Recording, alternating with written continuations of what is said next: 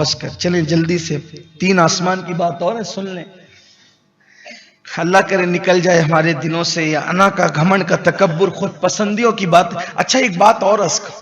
جناب یوسف دیکھتے ہیں تو کہتے ہیں کہ اگر میں غلام ہوتا تو پوری دنیا کی قیمت بھی میری قیمت نہ ہوتی، میرا عوض نہ ہوتا. لیکن میرے آقا جب آئینہ دیکھتے تھے، ہائے ہائے ہائے، یہی امام اور مقتدی کا فرق ہے. میرے آقا جب آئینہ دیکھتے تھے تو کہتے تھے اللہم حسنت خلقی فاحسن خلقی. اے اللہ جیسے تو نے میری سیرت خوبصورت کی ہے ویسے میری سیرت بھی خوبصورت کر دے. خوبصورت تو تو نے مجھے بنا. دیکھو اپنی طرف نہیں کہہ رہے، کیا کہتے ہیں؟ جیسے تو نے میری صورت اچھی کر دی ہے، اچھی بنائی ہے صورت. کیسی بنائی بھی پڑھ رہے تھے قاری صاحب. وَأَحْسَنُ مِنْكَ لَمْ تَرَ قَطُّ عَيْنٌ. میرے امام کہتے وہ کمال حسن حضور ہے. لَكَ بَدْرٌ فِي الْوَجْهِ الْأَجْمَلِ خَطْحَالِ مَا زُلْفُ عَبْرِ اجل. تورے چندن چندر پرو کنڈل رحمت کی بھرن برسا جانا. پیر میں علی شاہ صاحب کہتے ہیں نا مخ چندر بدر شاہ شانی ہے، مچم کے لاٹ نورانی ہے، کلی زلفت اک مستانی ہے، مخمور اکھی ان مد بھریا. اور خسرو کہتے ہیں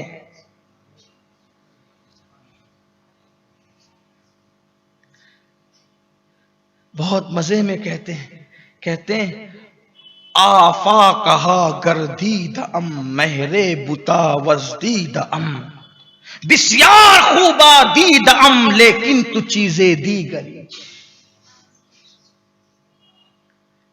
پوری کائنات میں ڈھونڈا، آفا کہا گردید ام مہرے بتا ورزید ام بسیار خوبا دید ام لیکن تو چیزیں دیگری.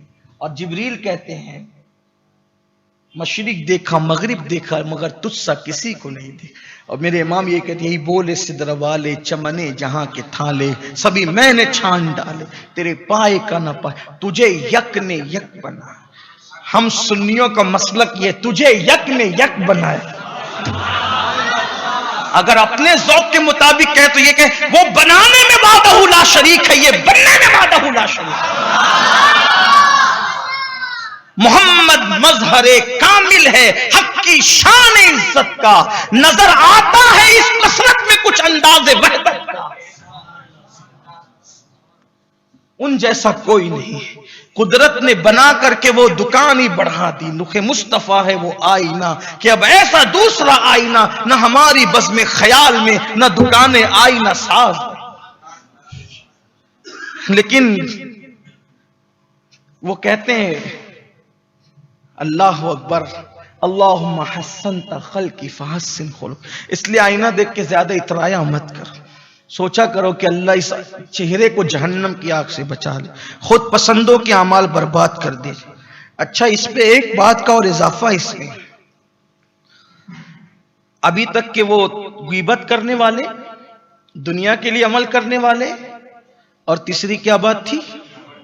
تکبر کرنے والے. لیکن یہ جو چوتھے ہیں نا خود پسند، اس میں مزید ایک جملے کا اور اضافہ ہے کہ ان کے اعمال صرف ان کے منہ پہ مارے نہیں جاتے ہیں بلکہ ان کے منہ پہ 3 مرتبہ لعنت بھی کی جاتی ہے. جو آپ خود پسندی کرتے ہیں نا، اپنے آپ کو سب سے اچھا سمجھ نا ان کو چھوٹی سی جگہ میں ایڈجسٹ ہونا آتا ہی نہیں نا، وہ تو بڑی ڈھونڈتے ہیں. کرسیوں میں بھی جائیں گے تو ایسے ڈھونڈیں گے کہ بیچ کی کرسی ملے، تو 3 بار لعنت بھی پڑتی ہے، پھر ان کے منہ پہ عمل بھی جاتا ہے اور 3 بار اللہ کی پناہ چاہتے ہیں. اللہ ہمیں ہدایت عطا فرمائے. پھر میرے آقا علیہ السلام فرماتے کہ بندے کے اعمال کے محافظ فرشتے اس کے عمل کو نئی نویلی دلہن کی طرح لے جاتے ہیں. 5ویں پہلے سے بھی گزر گیا، دوسرے سے بھی، تیسرے، چوتھے سے بھی. کتنا خوش نصیب ہے، لگ رہا ہے لوگوں کو خوش نصیب ہے. کیسے اعمال جا رہے ہیں اس کے؟ جیسے نئی نویلی دلہن سجا کر کے شوہر کے گھر لے جائی جاتی ہے ویسے اس کے عمل لے جائے جاتے ہیں اس اہتمام کے ساتھ. اور وہ 5ویں آسمان پہ جیسے ہی پہنچتے ہیں، وہ 5ویں آسمان کا فرشتہ کہتا ہے رکو رکو رکو، رک جاؤ.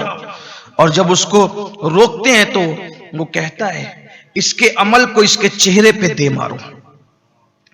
اور صرف اس کے چہرے پہ دے مت مارو، اس کے عمل کا بوجھ اس کے کندھے پہ ڈال دو، اس کے عمل کا بوجھ اس کے کندھے پہ ڈال دو۔ اور سن لے آگے، اس پر تو خود پسندی والے پر 3 بار لعنت پڑی تھی۔ کتنی بار لعنت پڑی تھی؟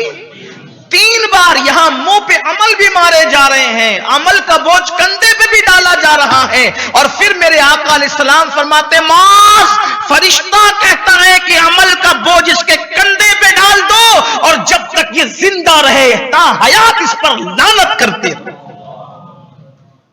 جب تک زندہ رہے تا حیات اس پر لعنت برساتے رہو۔ کہ اس کا عمل کیوں رد ہو رہا ہے؟ کہ یہ لوگوں سے حسد کرتا ہے۔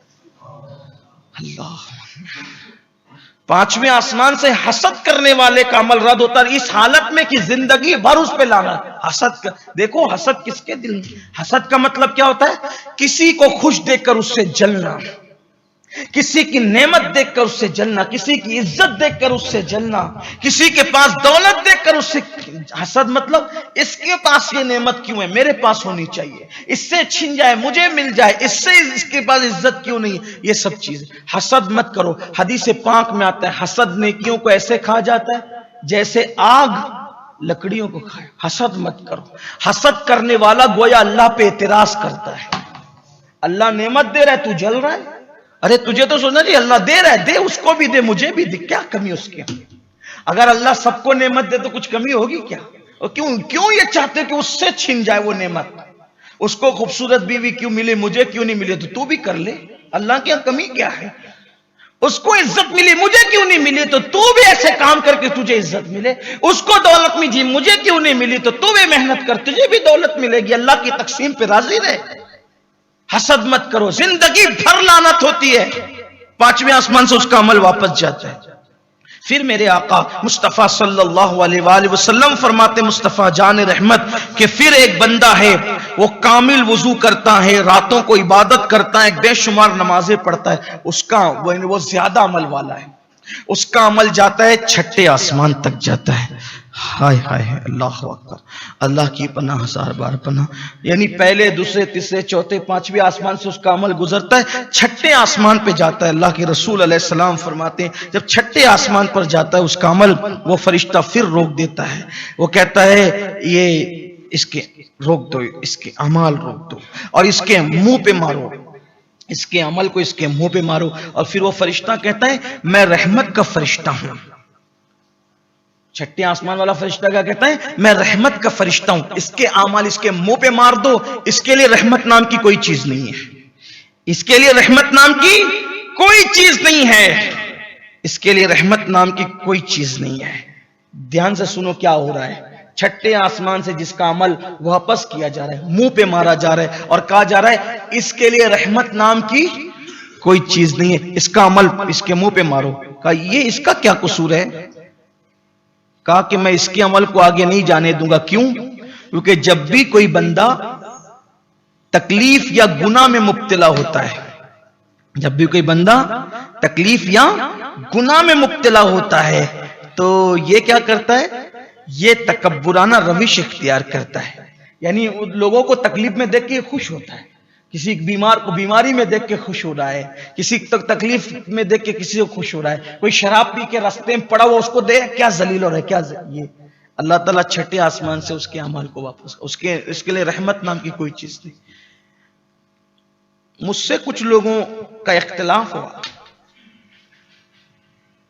ان میں سے کچھ لوگ کسی بلا میں گرفتار ہوئے، میرے پاس کچھ لوگ کہا دیکھا آپ کا مخالف کیا؟ میں نے کہا استغفر، چپ رہو، خاموش۔ مسلمانوں سے اختلاف ہوتے ہیں، ہوتے رہیں گے، لیکن کسی کو تکلیف میں دیکھ کر ہنسنا یہ کسی مومن کی شان نہیں، کیونکہ میرے نبی صلی اللہ علیہ وآلہ وسلم نے فرمایا جو کسی مسلمان کو کسی مصیبت میں دیکھ کے مسکرائے گا اس وقت تک اس کو موت نہیں آئے گی جب تک اس مصیبت میں وہ گرفتار نہیں ہو جائے۔ اس لیے کسی مسلمان کو تکلیف میں دیکھ کے کبھی مت ہنسنا، کسی کو بیماری میں دیکھ کے، کسی کو گناہ کرتے دیکھ کے کبھی تکبر کر کے ہنسنا نہیں، یہ دیکھو اس کے ساتھ تو یہ ہو رہا ہے۔ کچھ لوگ ہیں نا، کس کو بیماری میں دیکھ کے بہت بھر رہا ہے، مجھے تو ایک تپانچا مارا تھا اس لیے بھر رہا. ارے تو کون سی کھیت کی مولی ہے یار, وہ کیا بھرے گا؟ کسی کو دیکھا پریشان ہے, دیکھو یہ کیا بھر رہا ہے. ارے اللہ کی بارگاہ میں توبہ کر, تو کون ہے؟ بلکہ یہ دعا کر, اللہ مجھ پہ جس نے ظلم کیا تو سب کو معاف کر. تو معاف کرنے والا ہے, معاف. اللہ کے بندوں کا بھلا چاہو, خیر چاہو, ان کی مصیبت نہ چاہو. پھر اس کے بعد حدیث پاک میں آتا ہے